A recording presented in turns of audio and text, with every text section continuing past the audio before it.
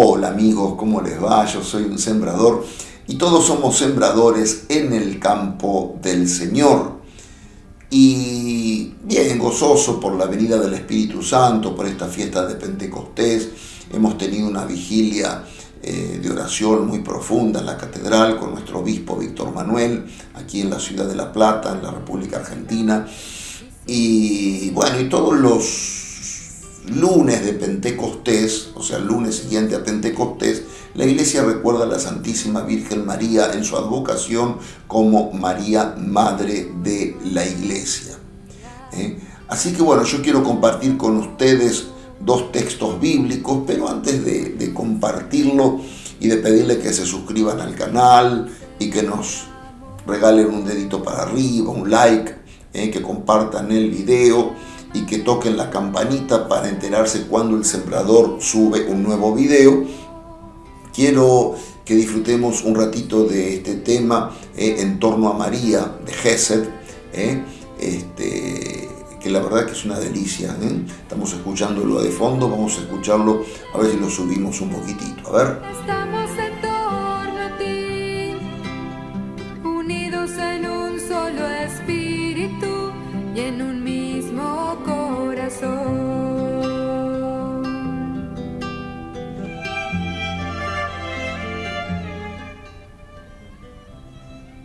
Muy bien, entonces nos salimos de la cortina habitual y vamos a la presentación del video con este mismo tema. ¿Me acompañan? Vamos.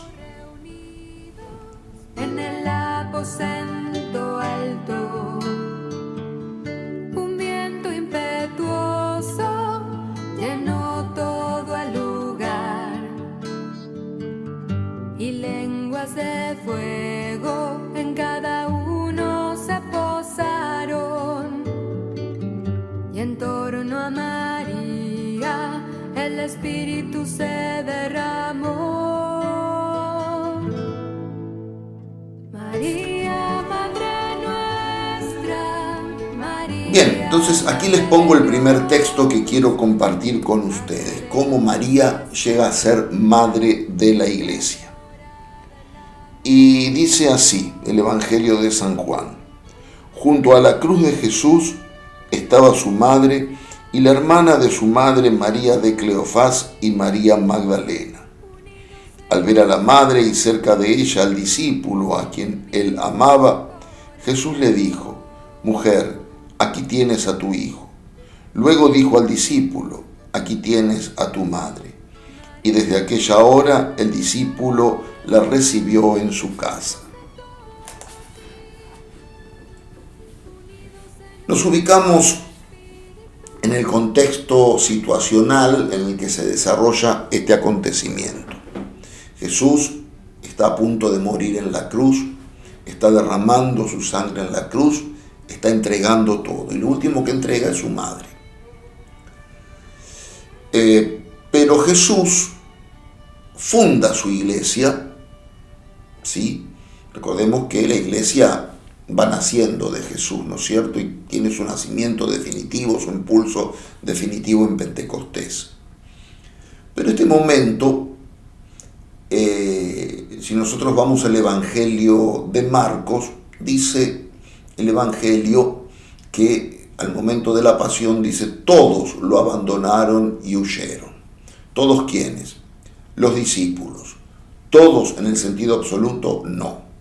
Porque, dice, junto a la cruz de Jesús estaba su madre y junto a ella el discípulo al que Jesús amaba. El que escribe esto es el mismo Juan. No pone Juan, estaba yo, ¿sí? Sino que Juan habla en tercera persona. El discípulo al que Jesús amaba. Y Jesucristo, cuando funda su iglesia, Jesucristo tiene la idea de formar la iglesia como un cuerpo, ¿sí? Con una cabeza. La cabeza de la iglesia es Pedro. Sobre esta piedra edificaré mi iglesia. Pero Pedro lamentablemente se encontraba entre los que habían huido, en los que habían abandonado a Jesús. Recordemos que Pedro lo había negado, después se arrepintió, pero se ve que en ese momento por el temor, por el espanto, porque recordemos que la instancia de la cruz era una pena ignominiosa, una pena de muerte para los ladrones, o para los delincuentes, para los delincuentes más terribles, y la sufrían fuera de la ciudad, porque ni siquiera eran dignos de morir en la ciudad, etcétera, etcétera. O sea que la crucifixión conlleva no solamente el oprobio, el dolor físico y moral del crucificado, sino también de todos aquellos que son sus seguidores. En este caso, en el caso de Jesús, los discípulos. Por eso Marcos va a decir, todos lo abandonaron y huyeron. Pero, a ver, Juan queda, o sea que el todos no tiene un sentido de absoluto, porque Juan queda, ¿sí? Juan queda con María, queda acompañando a María. Pero repito, como Jesús tiene la idea de la iglesia cuerpo, necesariamente el único miembro de la iglesia, de los 12 que Jesús instituyó, era Juan. Era Juan. Y por eso decimos que Juan está representándonos a todos nosotros, que somos la iglesia de Jesucristo. Y Jesús le dice, ahí tienes a tu madre.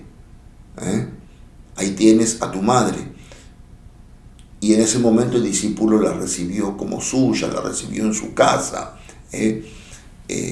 Entonces, ¿qué es lo que pasa? María, al pie de la cruz, asume el papel de madre de la iglesia, ¿sí? De madre de la humanidad, podemos decir, de la humanidad redimida por Jesucristo. Un papel que María va a tomar muy en serio. Es decir, María es la mujer que toma las cosas de Dios en serio, que se compromete y se consagra a las cosas de Dios. El sí de María en la anunciación, cuando el ángel le había anunciado 30 años atrás de que iba a ser la madre de Jesús, la madre del Hijo de Dios, ella da su sí y en ese momento queda toda ella consagrada a Dios. Queda toda ella consagrada a Dios. El Espíritu Santo la transforma en la Madre de Dios, y ella va a ir acompañando, en la medida de sus posibilidades físicas, humanas, ella va a ir acompañando el misterio de la redención. Hay muchas partes del Evangelio en las cuales aparece María acompañando a Jesús. Cuando allá afuera están tu madre y tus hermanos que te buscan. Le dicen a Jesús, feliz el seno que te llevó y los pechos que te amamantaron, le dicen a Jesús. O sea, hay una presencia de María permanente en la vida de Jesús. Jesús nunca olvida a su madre. Entonces, en ese momento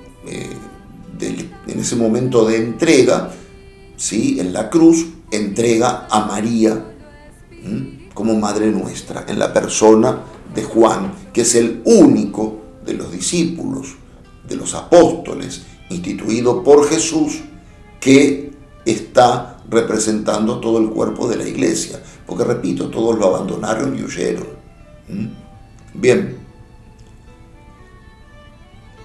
Vuelvo al concepto anterior. María esto lo va a tomar muy en serio, este papel. Lo va a tomar muy en serio este papel. Y va a estar acompañando al discipulado, en todo el proceso, desde la muerte de Jesús, en la resurrección de Jesús, en los acontecimientos siguientes a la Pascua. María va a estar allí presente, porque ahora vamos a compartir otro texto tomado del libro de los Hechos de los Apóstoles, donde nos muestra la presencia de María en la comunidad apostólica.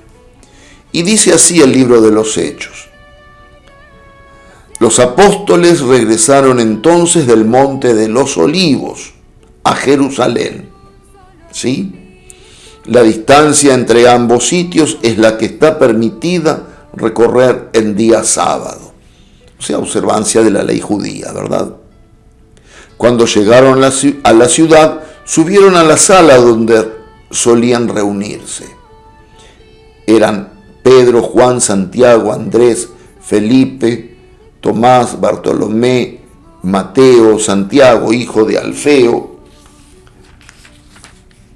Simón el Celote, Judas, hijo de Santiago. Todos ellos íntimamente unidos se dedicaban a la oración en compañía de algunas mujeres y de María, la madre de Jesús, y sus hermanos. Entonces acá encontramos en la iglesia post-pascual, en el acontecimiento después de la Pascua, la presencia de María en los Hechos de los Apóstoles. Quiere decir que María está cumpliendo ese papel que Jesús le encomendó al pie de la cruz. Está acompañando como madre. ¿De dónde viene la importancia de María en Pentecostés? Porque justamente el primer Pentecostés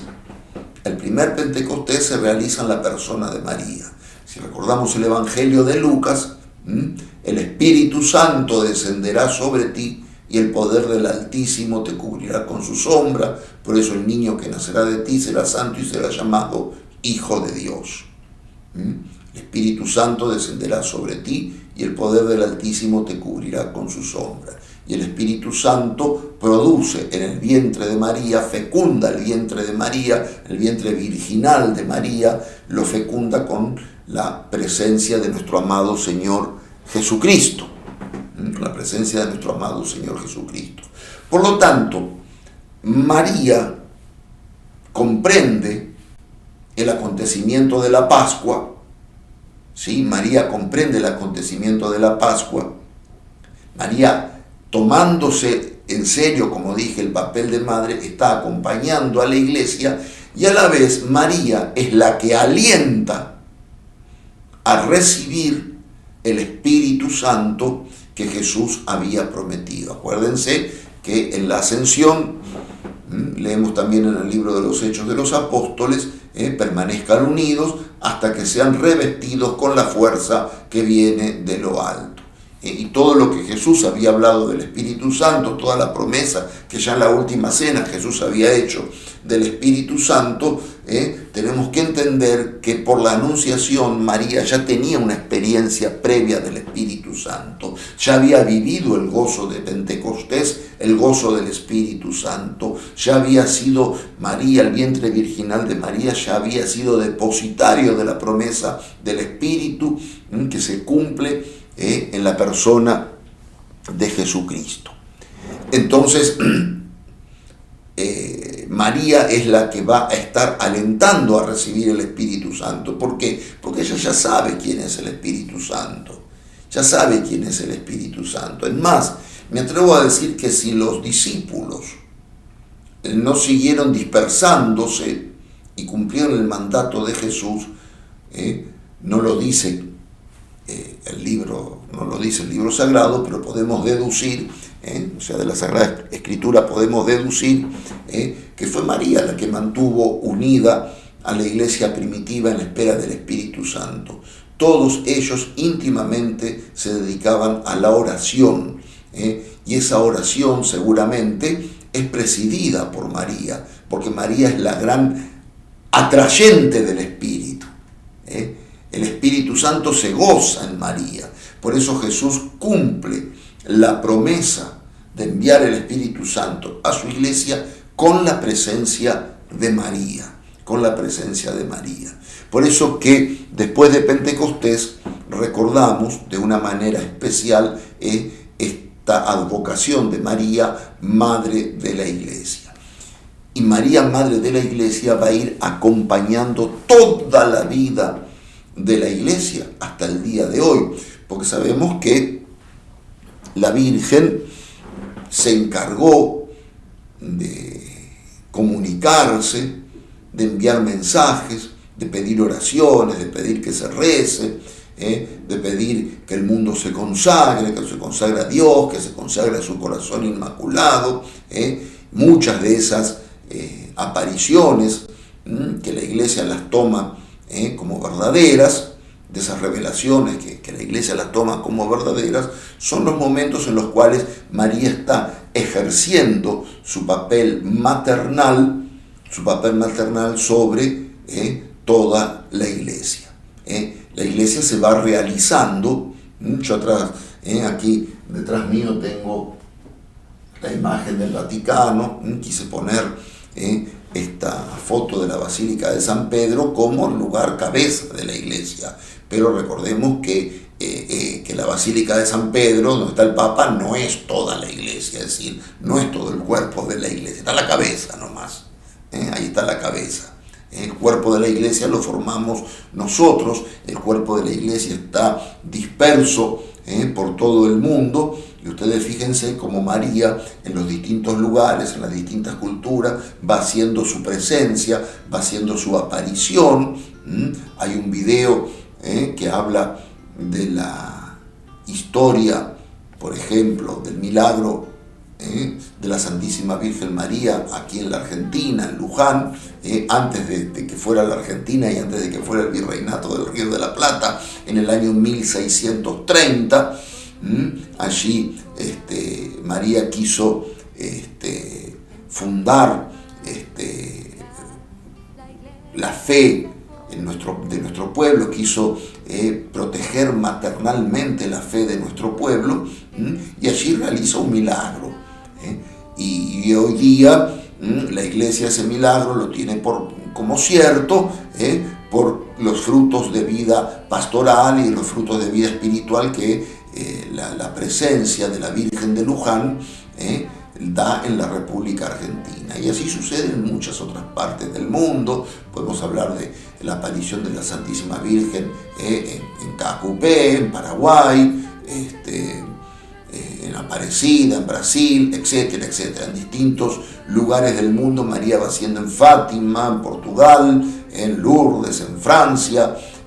María va haciendo las distintas apariciones, las distintas manifestaciones, y esas manifestaciones, en la medida en que la Iglesia las tiene por cierta, porque también convengamos que hay mucha gente mentirosa, por eso es que la Iglesia analiza cuidadosamente esos mensajes, esas apariciones, y cuando la Iglesia las da por verdaderas, las da por ciertas esas apariciones, nunca las va a dar por dogma de fe. No, eso es cierto, nunca son, uno no tiene por qué creer en las apariciones si no quiere, o adherir a las apariciones si uno no quiere, y no va a ser ni más ni menos católico, porque ninguna de las apariciones de la Virgen son un dogma de fe. Pero muchas la Iglesia las propone como creíbles, para ayudar a la vida espiritual de los fieles, y así, de esa manera, María en los distintos lugares se va mostrando como madre de todos nosotros, los católicos, como madre de la Iglesia, de la única Iglesia fundada por nuestro amado Señor Jesucristo. Bien, quería compartir con ustedes esta reflexión sobre la maternidad de María, sobre todos nosotros, y bien, nos estaremos viendo para el próximo video, si Dios quiere. Chao a todos.